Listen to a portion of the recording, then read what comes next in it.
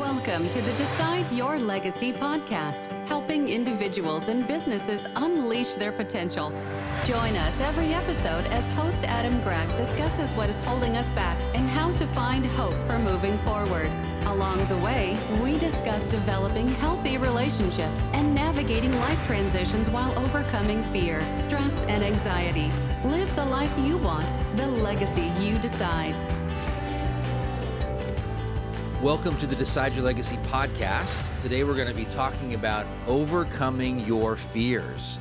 This is episode number 135, and I'm your host, Adam Gregg. I have been a family therapist, a mental health professional for over 25 years, also a coach for over 15, and a speaker as well. And my passion is helping people find clarity so they can face their biggest fears and live their legacy. I talk about stuff that I struggle with myself, hence the topic, overcoming your fears. I still have a lot of fears. I don't have it all figured out. I'm a fellow traveler. I learn as I go, and I'm going to learn today as I talk as well. So I have had a lot of fear in my life, and a number of these fears were formed when I was really young. Not trusting adults, not believing the best because I had been hurt. But out of my biggest struggles come the greatest abilities to help other people. I love creating worksheets and whiteboards and resources for people. I'm going to discuss some of these concepts today as we go through this content in the podcast.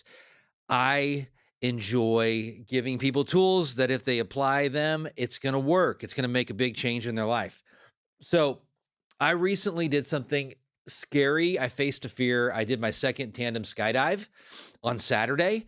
I told myself all year that I was going to have get another skydive in when I was 50. I did one when I was 46, and it was the last day of my 50th year of life because my birthday was yesterday. So I got it in, and it was fun. It was a blast. I was afraid that I would talk myself out of it, so I didn't tell anybody. I had talked a big game with certain people, you know who you are, saying, hey, let's go skydiving. And then we talk about a date and everything, and then I start thinking and making up excuses. So I figured that if I didn't tell anybody that I was going to do it, I committed to doing it on Wednesday. At least I told the skydiving place, Air Capital Drop Zone, that I wanted to sign up to skydive on Saturday. But I didn't tell anybody except Lloyd at the very end of the day on Friday when the jump was on Saturday morning, and then one other client because I felt like I felt like it was relevant to the discussion with the client. And it was awesome. It was amazing. It was cool. Next one I do, I'm not going to talk a big game yet, but I will say I'm energized by it. And the next one I would potentially do would be solo with a static line. And that would be from about 4,000 feet, I believe, when we jumped on Saturday from a little over 10,000 feet. So we have these things we're afraid of in our life. You know, it can be something like heights, snakes, clowns, but usually what I see is it's social fear. For most people, it's a fear of failure, a fear of judgment, a fear of embarrassment, a fear of looking incompetent, a fear of rejection, people pushing you away. I mean, that is scarier than most of these phobia type fears that are pretty rational. Jumping out of an airplane with a parachute on that's a pretty rational fear. It's not just out of the ordinary to be afraid of that. I mean, come on. But we have all these things in our lives that we can be afraid of that really don't have as much danger involved casually in our lives, like driving at times, especially after 1 p.m. when there might be a lot of drunk drivers out on the road in a big city. But we do those things without even necessarily thinking about the danger involved. So I want to share, and I do share something uncomfortable that I've done recently in every episode. I've already done it, which was to go skydiving. So that on Saturday. But the reason I share something is because I want to challenge you to do the same. When we play it safe in life, that's going to damage our lives. We don't want to be people that play it safe. That's my definition of an old person versus a young person. An old person plays it safe. They don't do anything new. They stay comfortable. It may appear to outsiders like they're doing some risky things, but they're doing things in the area of competency. They're not being stretched to grow. Young people are consistently wanting to grow. It has nothing to do with age.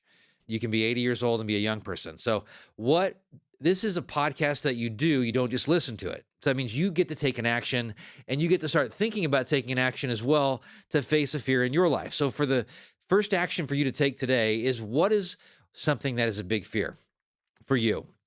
And it may be skydiving, and it may be snakes, and it may be something that's very specific, a phobia, but for most of you, it's going to be something socially. You don't want to be embarrassed, and you're afraid to put yourself out there when you could fail, or you might not be good enough, or you may make some mistakes. You could do something where you get rejected or embarrassed. So what is that thing?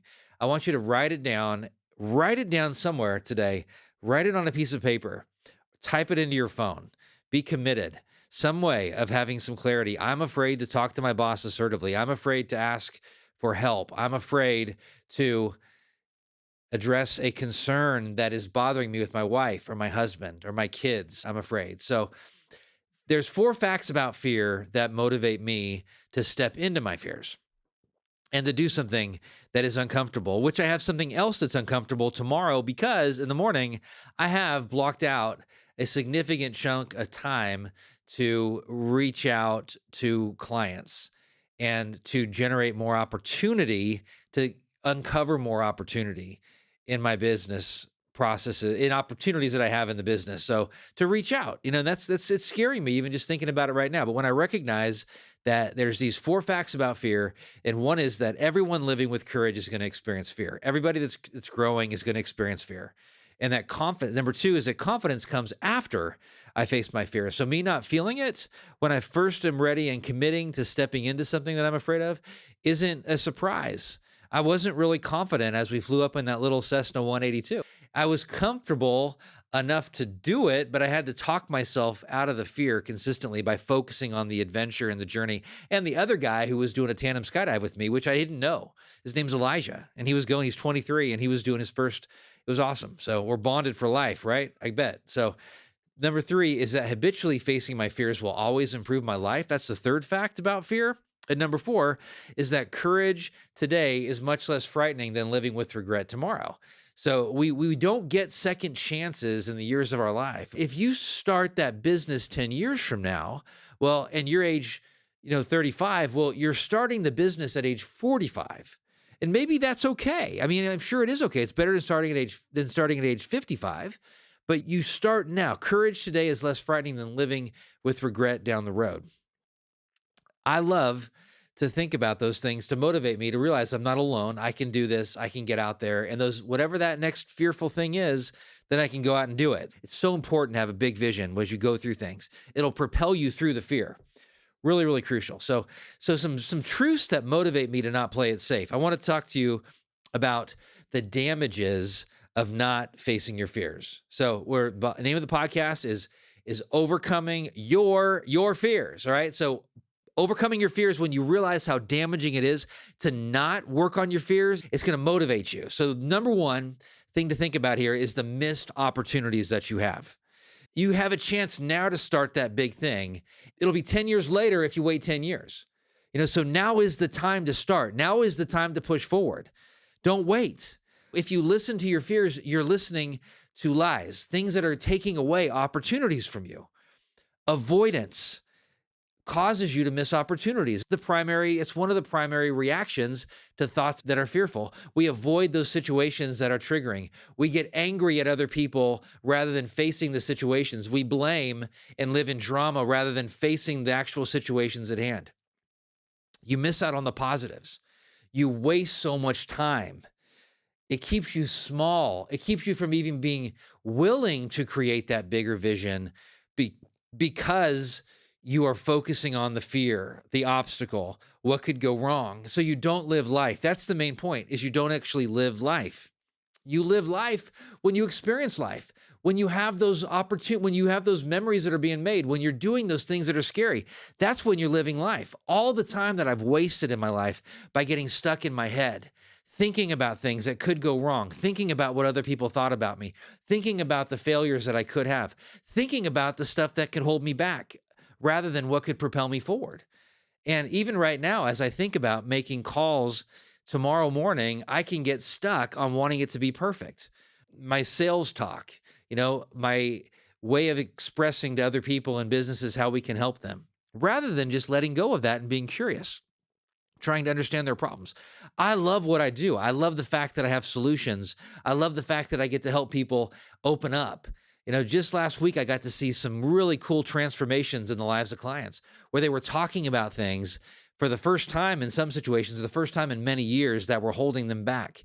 Lies that they were believing, emotional things where they got to be honest with themselves. And I could see the stress leaving their bodies as they were getting clarity on their life and on their business and on the opportunities ahead.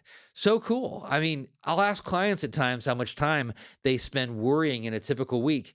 And if they're honest about it, it can be in upwards of 15 hours a week that they could save if they stop worrying about those things that were bothering them, whether it's that conversation at work or the conversation with their spouse or their kids or facing some health challenge or going to the doctor. So to work on this, if you really want to make and let this sink in that you are missing tremendous opportunities to live life because you're succumbing to fear and listening to fear, well, just make a commitment to do something that you know is right. I made the commitment once I decided to tell Lloyd, who obviously works for Decide Your Legacy. That was the big moment for me where at that point I had told one person that I was committed to going, that I had planned on going skydiving in the morning. And that was when I knew I was going to do it. And the fear actually started to decrease. I was very irritable all day. That's why I actually told him, because he could tell. He could tell that I was focusing on something outside of the work challenges that we were dealing with. There was something that was weighing on me. I had scheduled a dive, and so I told him, I said, this is what's going on. I'm fearful. I'm struggling. And then he listened to me and we talked. And at that point, though, I knew I could do it. It was like the fear decreased because I was admitting that I had it. So we don't want to miss opportunities. The second truth that's crucial is that this fear that you have is hijacking your brain. It's robbing your brain from all the good stuff in life. That it's like a terrorist taking over a plane. Your brain is the plane. It's going to crash the plane. When we let fear on the plane, we have the option to not. We have the option to focus on things that are not fear-driven, but we choose not to for some reason. I mean, it's like we're more comfortable with living in that fear than we are living in freedom. When I'm focused on fear, I can become angry because that's safer than being scared. I can get stuck in this cycle of worry and it escalates and it decreases my ability to be creative. It decreases my ability to build friendships, to be social, to have fun, to laugh. I lose my sense of humor. All the good stuff in my life just goes away as this hijacking happens, because when my brain is hijacked by fear and I'm choosing to let it, then it becomes useless. It's a tool to help me solve problems, but it's no good. It's only good for really three things: running and fleeing from that situation, avoidance, that is, fighting whatever seems threatening, and then freezing up and doing nothing. I mean, that's it. That's what happens. And that's what the science shows us. We are no good at that point right there. We lose all the good stuff in our lives. Our ability to solve problems. I mean, we're more negative. We feel threatened by things. We get defensive in relationships. I'm basically miserable in those situations. I've shared that I've been divorced for almost 7 years, and I've been on a lot of different dates. I've been on a lot of first dates, let's say. Not a lot of second dates. I've been on a few second dates. Not a lot, and I'm laughing at myself, and I know a lot of it's my own issue. I'm not blaming other people here, but I'm just telling you, I've had a lot of dates, and I've had situations where I've liked gals. I mean, it's not like I haven't liked any of them. I have. And what happens to me is when I really start to be attracted to somebody in whatever way, personality, physical attraction, all that, we kind of jive and connect. Then I start getting anxious because that's when the hijacking comes over, and I want them to like me at that point. So I monitor and watch what I say at a much higher level. I watch how I look at a much higher level. I don't let my sense of humor come out because I'm letting fear take over. The fear of losing that relationship. I mean, that's because I have an attraction to them. So that's a little hint to people out there that I get anxious when I'm attracted to somebody, but when I'm not, which I've worked on this. So I think I've come a long way in this process, but I will tell you that when I'm not as focused on them liking me, then I'm myself. So when I'm less, and I can still be, like I said, I'm working on it here, so I can still be attracted to people and then be myself and be relaxed. But that temptation to be there to impress somebody, it increases significantly when I'm succumbing to fear and listening to fear. I can just let go of it. So the best times I can have is when I let go of that fear. I just enjoy the other person. I am myself. I'm funny. I laugh at their jokes. They laugh at mine. We have a good time. The conversation flows, but I'm not overthinking it. I'm not stuck in my head. I'm thinking about myself less. My anxiety decreases when I think about myself less, and I just am myself. And that's what you can do. And so if you want to work on this, put yourself in situations where you're exposing yourself to the fear and you're proving to yourself that you can walk through the fear to the other side. I had a client not long ago who he is single and was struggling with anxiety, would like to get married at some point. Very successful guy professionally. I'm not his dating coach. No, but I'm helping him in his personal and professional life. He's investing in coaching and he's doing some really cool, amazing stuff. So recently, we talked about how he could expose himself to more of these anxiety-provoking situations. So dating for him, he has some insecurity. He doesn't want to get hurt. He's had some hurt in the past. So I talked to him. He doesn't live in this city, but he lives in a much bigger city than where I live. But I talked to him about doing some things like speed dating, and they have different forms of speed dating. They have some that are ultra speed dating, like 2-minute conversations, some that have ample time to actually get to know somebody, maybe 10, 15 minutes. But just the thought of that was terrifying to him. And then I said, there's one caveat if you do this. And I don't know if he'll actually do it, but the one caveat was, and I've talked to a number of clients who are single about this. I think it's a great opportunity. It's a great action to take, even in business as well. Like if you want to get better at sales, we'll do some networking. There's speed networking events where you can meet lots of people quickly. But in the speed dating event, the thing I told him is said, do not plan to make a romantic connection in this environment. In fact, go into it not expecting that to happen.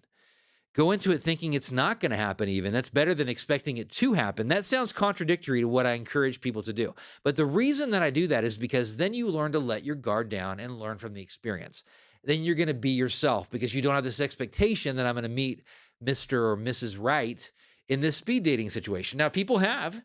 I'm not saying it's not possible. It absolutely is possible. Who knows? I thought maybe I'd meet somebody skydiving this last weekend. Who knows? It didn't happen. I met a really cool 23-year-old guy named Elijah who I hope I really stay in touch with. So I would just challenge you to do things where you're overwhelming your central nervous system. It's like on overload, so you're getting a stronger central nervous system. That's what happens when somebody does speed dating. They start getting a stronger central nervous system because they're having a lot of fear push up against it. They don't have time to freeze up. They don't have time to run. They don't have time to get all negative about it. They don't have time to even overanalyze the situation because they're having so many different conversations.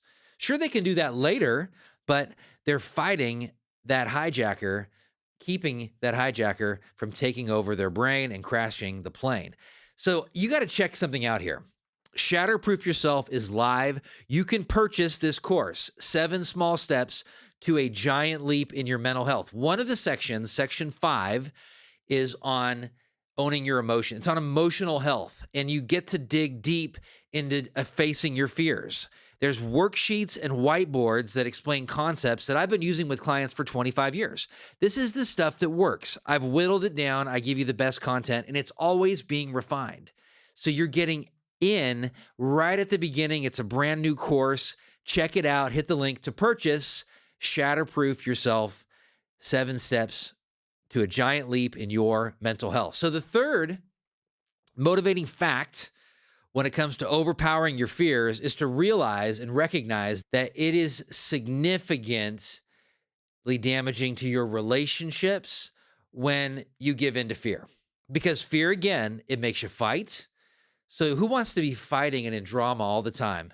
It makes you run from dealing with conflict, from dealing with connection, from intimacy, and it makes you freeze up like I do when I'm attracted to some hot person on a date. All right. I freeze up like a possum. So not anymore, or I did. At least that's what I'm telling myself. Okay. So that's not good for relationships. We don't want to distance. We don't want to not deal with the core issues in a relationship. We don't want to take almost everything personally and lose our sense of humor and our creativity and our fun and our romantic side and have fun and be goofy and enjoy the whole situation. That's what we want when we're dating. We want to have that stuff. We want to be spontaneous. We want to go do crazy stuff.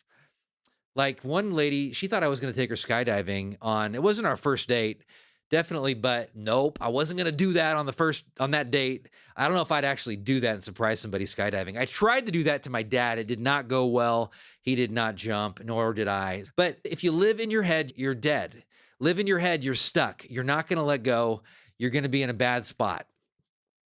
You bond with people when you don't give in to fear and you let go of it and you push it aside. On the plane ride up with Elijah to do our tandem jump, he had never jumped before. And then there were two instructors in there that had thousands of jumps in between them, and a pilot and myself who had one jump, previous jump. But we talked on the way up. And instead of being anxious, we just talked about all kinds of stuff, where he went to church, what is his job.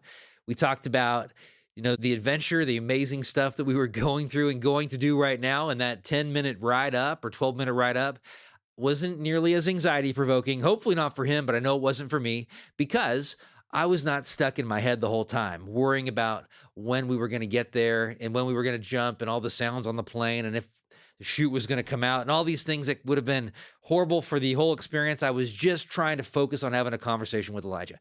And it was a good conversation. It connects you with people when you connect with them and you don't think about the fear.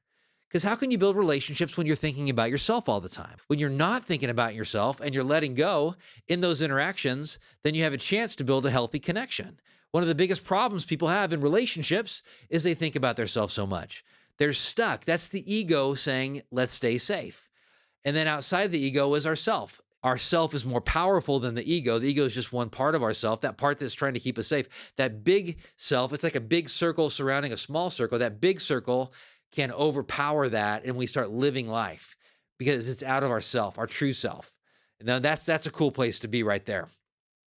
So the challenge I'd have for you with this is to have a vision, as I have, even talking right now. Like, I have a vision for meeting somebody special, getting remarried, having this cool stuff in the future with a new wife, and that's it. That's on my mind. I mean, that motivates me to be a better person today, to make hard decisions, not going by short-term impulses, but to be the kind of guy that I can feel good going into another marriage. I mean, to feel like I'm a stand-up guy, not making decisions to compromise. And, I like the person that I am. I like the decisions. I don't make perfect decisions, but I've made some hard decisions, and I want to continue to make hard decisions to stay healthy, and that I have my sense of self as I go into other relationships. And then I can be myself and have those healthy dynamics there. So it's going to hurt relationships if you give into fear. And relationships are such an amazing part of life. I was talking to a coaching client last week. He was telling me that one of the coolest things he's learned over the last few years is how significant relationships are in his life now, and how in the past he didn't recognize how significant they are. And it's opened up this whole new world for him and excitement to him in his life, building relationships and connections. And there's this joy that comes out of him. He doesn't always see it, but I see it when he realizes all the opportunities that are ahead because the relational part of his life is getting healthier. Very exciting and crucial. So to review, big facts about not facing your fears, damaging stuff. So you got missed opportunities. You don't live life. Number two is it hurts because your brain gets hijacked, and that damages just life in general. You're not creative. You don't enjoy people the same. Not a good thing. And then it hurts relationships. So I just challenge you now to purchase Shatterproof Yourself, 7 small steps to a giant leap in your mental health. It's never going to be at this low of a price again. You're getting in on the ground floor. The 5th section is on, and the 4th section is on mindset. The 5th section is on your emotions. You're going to deal with fear in both of those sections. And section 1 is on vision. Step 1 is on vision. That's a huge part of fear and dealing with fear as well. That's going to propel you through your fears. Worksheets, whiteboards, content that's going to be very impactful as you go through it. Check it out. Hit the link to Shatterproof Yourself, 7 small steps to a giant leap in your mental health. As a reminder in closing, 20% of transformational change is insight. You've gained insight today in this podcast. 80% is action, putting your feet on the ground, moving forward, taking a step forward. What step are you going to take? An okay plan that you act on is 100 times better than a great plan that you do nothing with. What resonated with you most today? By the end of the day today, apply something, act on something that you learned. If you really want it to stick, teach it to somebody else. I'm going to sign off today the way that I always do. Make it your mission to live the life now that you want to be remembered for 10 years after you're gone. You decide your legacy, no one else. I appreciate you greatly, and I'll see you next time. This show is part of the ICT Podcast Network. For more information, visit ictpod.net.